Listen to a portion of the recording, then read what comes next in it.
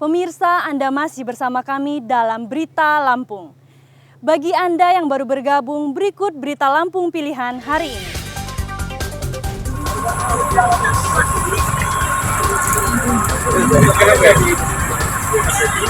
Kereta api penumpang Kuala Stabas nyaris terguling setelah bertabrakan dengan truk tebu di Blambangan, Lampung Utara.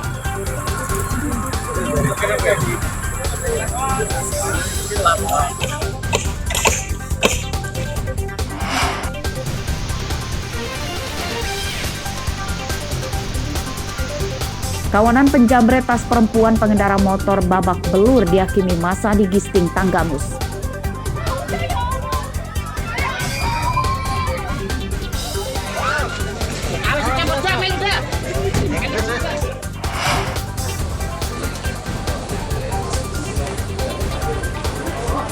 Seorang mantan kepala desa dan 2 anak buahnya dijebloskan ke penjara oleh Kejaksaan Negeri Tulang Bawang Barat karena mengorupsi dana desa ratusan juta rupiah.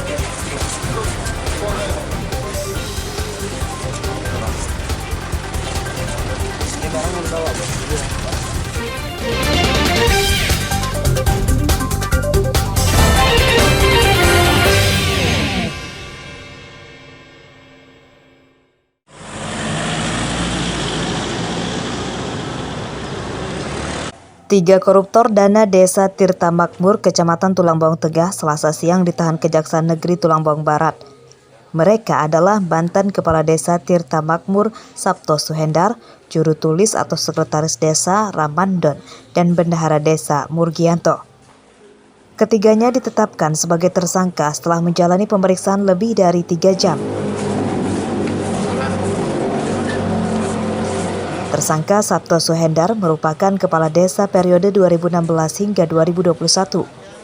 Korupsi dana desa Tirta Makmur terungkap dari hasil pemeriksaan laporan penggunaan dana desa oleh Inspektorat Tulang Bawang Barat. Pada tahun 2021, tersangka tidak mau membayar uang kelebihan pembayaran kegiatan yang menggunakan dana desa.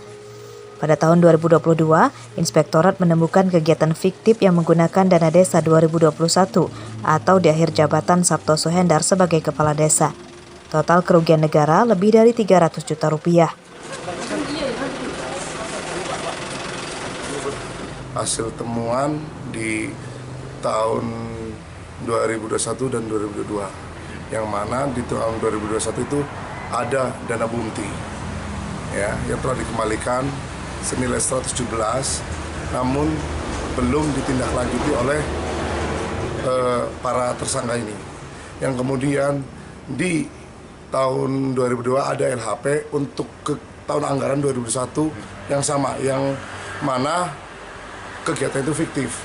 Jadi akumulasi dari pemeriksaan ini dan ditambah dari hasil penyidikan kejaksaan ditemukan kerugian kurang lebih 300 juta. Setelah ditetapkan sebagai tersangka, mantan kepala desa dan 2 ASN sebagai juru tulis dan bendahara desa dibawa ke Rutan Menggala, Tulang Bawang. Ardio Haba melaporkan dari Tulang Bawang Barat.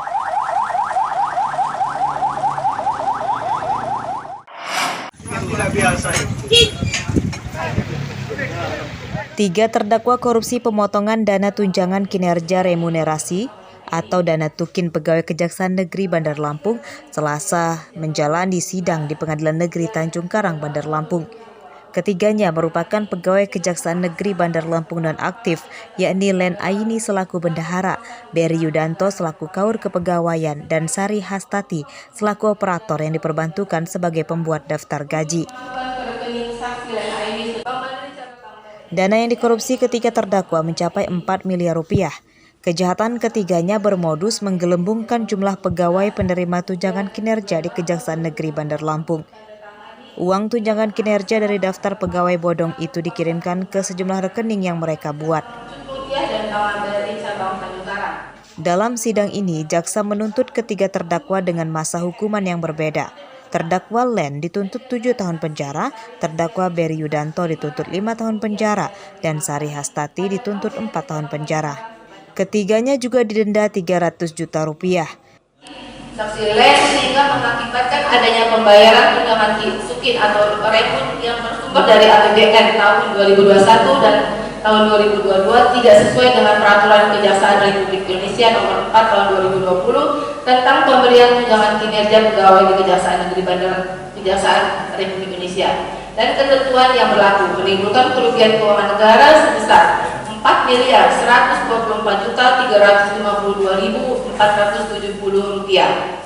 Setelah mendengar pembacaan tuntutan dari jaksa penuntut umum, sidang kemudian ditunda Selasa pekan depan dengan agenda nota pembelaan terdakwa atau pledoi. Arsadi Saputra melaporkan dari Bandar Lampung. Tahun 2017, kemudian bulan Maret tahun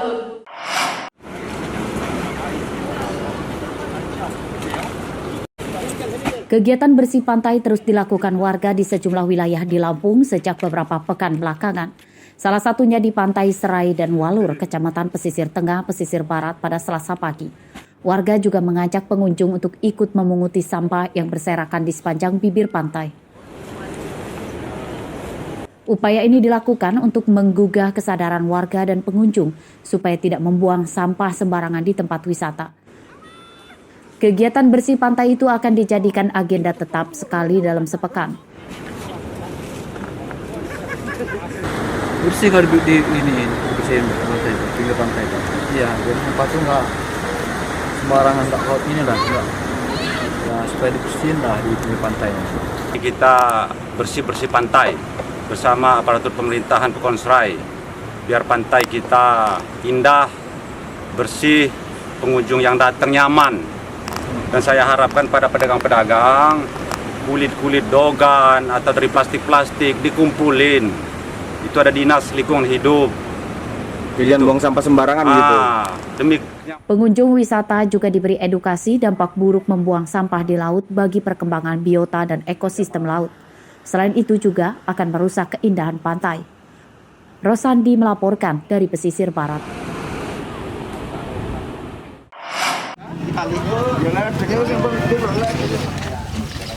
Seperti halnya warga di Pesisir Barat, warga Pringsewu bersama polisi dan aparatur Pemda Selasa pagi gotong royong membersihkan lingkungan pasar Sari Nongko di Kelurahan Pringsewu Utara.